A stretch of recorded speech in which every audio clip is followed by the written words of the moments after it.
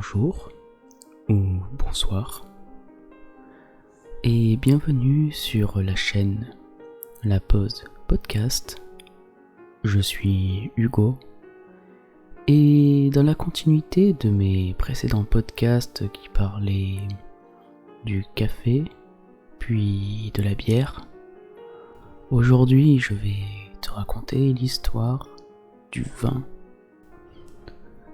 Il serait évidemment intéressant que je cesse de parler de boissons considérées comme de la drogue, par exemple. Le café est peut-être considéré comme une drogue.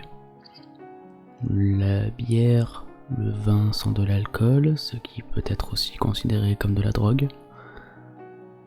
Peut-être qu'un jour je parlerai aussi de l'histoire de la drogue, au point où on en est. Bref. Cette introduction n'a pas grand intérêt.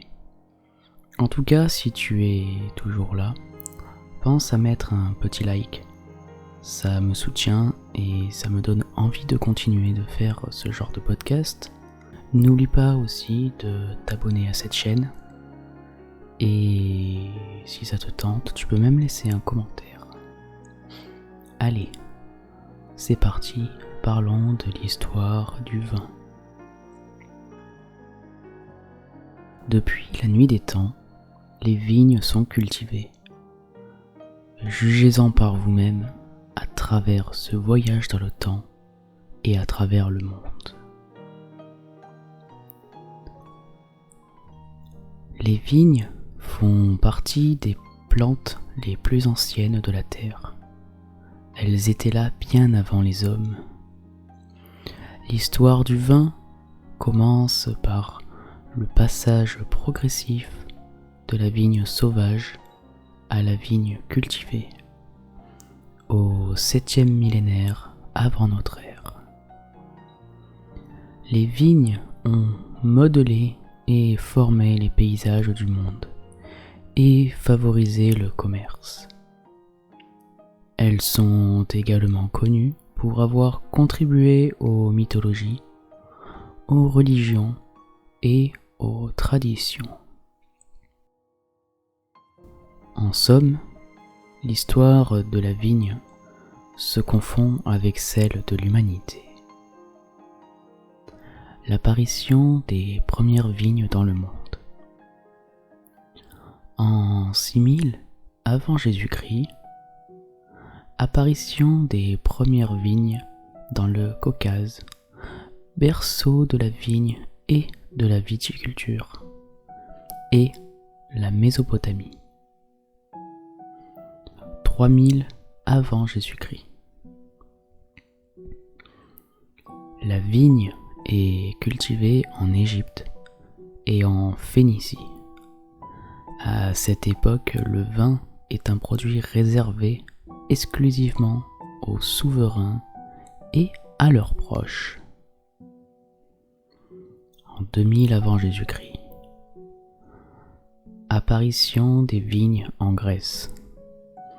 Ce sont les Égyptiens qui ont appris aux Grecs la culture des vignes.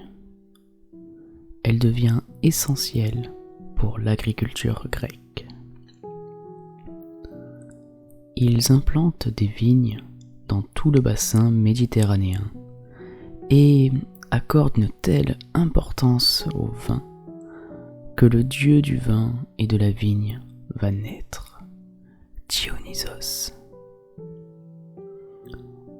1000 avant Jésus-Christ.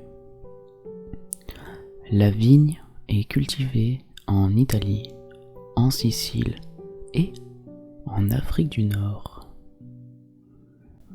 Entre 1000 et 500 avant Jésus-Christ, les vignes pointent le bout de leur nez en Espagne, au Portugal et dans le sud de la France. De 500 avant Jésus-Christ jusqu'au Moyen Âge. Implantation au nord de l'Europe, sous l'influence des Romains et jusqu'en Grande-Bretagne. Le vin, auquel on est habitué, apparaît à l'époque du Moyen Âge. À l'Antiquité, les vins, eux, étaient coupés à l'eau. On y ajoutait des herbes et des aromates. C'est à partir du XVIIe siècle que l'activité vinicole s'oriente vers la recherche de vins de plus grande qualité. Cette qualité supérieure se traduit par un choix précis des terroirs, une réduction des rendements, une amélioration de la vinification, ainsi que la possibilité de faire vieillir les vins longuement. Au XIXe, le phylloxéra, un puceron, introduit accidentellement dans le sud de la France, aura détruit une grande partie du vignoble français. Pour combattre ce fléau, la solution a été de greffer les vignes sur des racines de vignes américaines résistantes. Cette destruction massive a entraîné une pénurie des vins, ce qui entraînera des abus ainsi que les premières réglementations, dont la création du service de la répression des fraudes en 1905 et plus tard la notion d'appellation d'origine et enfin en 1935 celle d'appellation d'origine contrôlée. Le XXe siècle est marqué par l'avènement de la science et du vin, l'œnologie. Cette étude de la connaissance du vin touche aussi bien la culture de la vigne que son élevage, la dégustation, l'analyse sensorielle, la sommellerie, etc. De l'œnologie et l'attractivité de nos régions viticoles a émergé l'œnotourisme. Et oui, ça existe.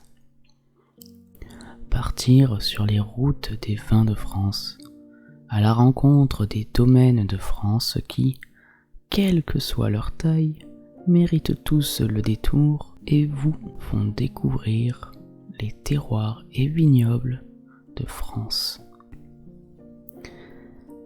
Et voilà, c'est la fin de cette petite histoire sur le vin.